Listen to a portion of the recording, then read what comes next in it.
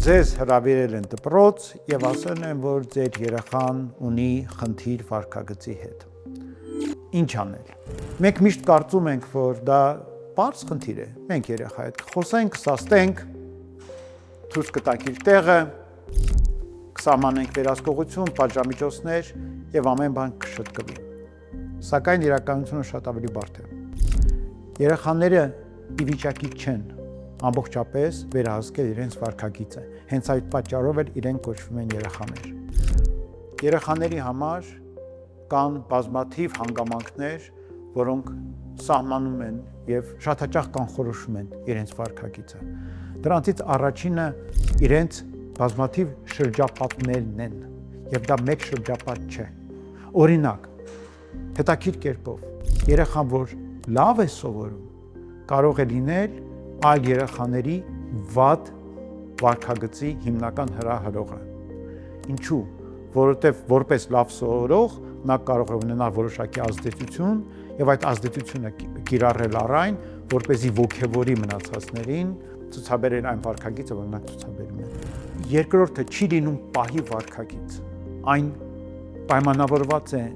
կուտակված փորձով եւ նախորդ ժամանակների վարքով։ Այնպես չէ, որ երեխան ուղղակի սկսում է ինչ-որ կերպ գործել կամ ինչ-որ բաներ անել զուտ այդ պահին։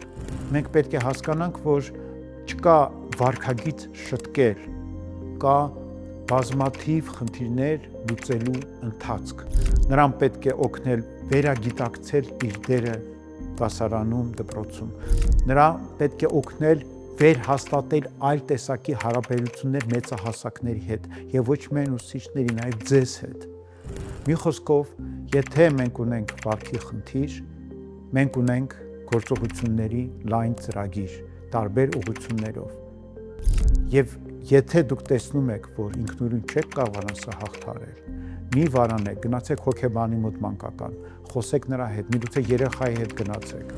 որպեսզի երեխան ցանկանա փոխել իր վարքագիծը, հետո